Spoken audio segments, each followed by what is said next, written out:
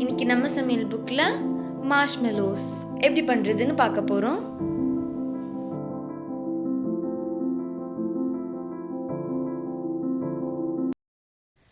இதை பண்ணுறதுக்கு 1/4 cup powdered sugar, 1/4 cup கார்ன்ஃப்ளவரை நல்லா சலிச்சு எடுத்துக்கோங்க. இப்போ இது ஒரு வாட்டி நல்லா மிக்ஸ் பண்ணிக்கோங்க. இப்போ ஒரு ரெக்டாங்குலர் ட்ரேயில் கொஞ்சோண்டு எண்ணெய் இல்லைனாட்டி நெய் சேர்த்து நல்லா க்ரீஸ் பண்ணிவிட்டு அதில் நம்ம பண்ணி வச்சுருந்த பவுடரை சேர்த்து நல்லா டஸ்ட் பண்ணி எடுத்துக்கோங்க. இப்போ ஒரு பவுலில் 2 டேபிள் ஸ்பூன் ஜெலட்டினோட 1/2 கப் மிதமான சூட்டில் இருக்க தண்ணியை சேர்த்து நல்லா கட்டி இல்லாத மாதிரி மிக்ஸ் பண்ணிக்கோங்க.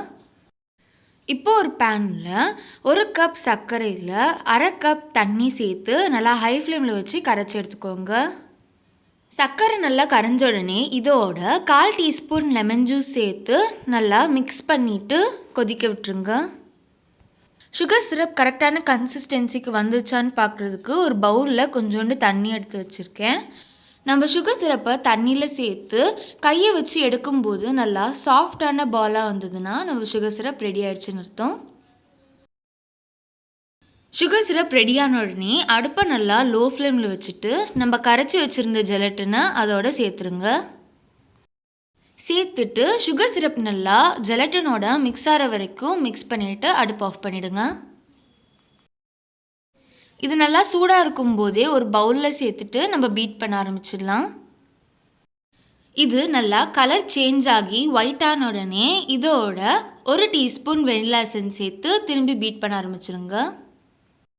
இதோட ஏதாச்சும் கலர் சேர்க்கணுன்னாலும் இந்த ஸ்டேஜ்லேயே சேர்த்துருங்க. நான் இன்னைக்கு ப்ளெயினாக தான் பண்ண போகிறேன். இது நல்லா திக்காக வர வரைக்கும் பீட் பண்ணிக்கோங்க. நல்லா ரிப்பன் மாதிரி வந்த உடனே இது பீட் பண்ணுறதை ஸ்டாப் பண்ணிடலாம். இப்போ நம்ம பீட் பண்ணதை நம்ம டஸ்ட் பண்ண ட்ரேயில் ஊற்றி வச்சிடலாம். இதை 8 மணி நேரம் ஃப்ரிட்ஜில் வச்சு செட் ஆக விட்டுருங்க.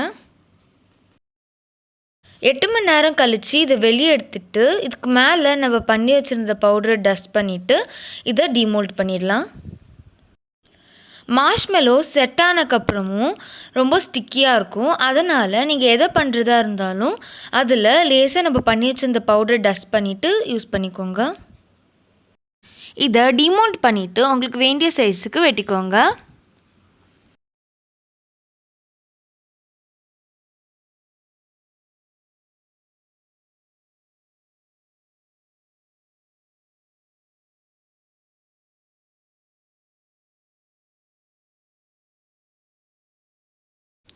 மார்ஷ்மெலோஸ் வெட்டினக்கப்புறமும் ரொம்ப ஸ்டிக்கியாக இருக்கும்.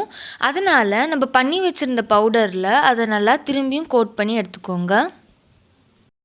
இப்போ நம்ம சூப்பரான சாஃப்டான ஸ்பாஞ்சியான மார்ஷ்மெலோஸ் ரெடி. இது உங்கள் வீட்டில் ட்ரை பண்ணி பாருங்கள். இந்த சேனலை லைக் பண்ணுங்கள், கமெண்ட் பண்ணுங்கள், சப்ஸ்கிரைப் பண்ணுங்கள். மேலும் இதை நிறைய பேருக்கு ஷேர் பண்ணுங்கள். தேங்க்யூ.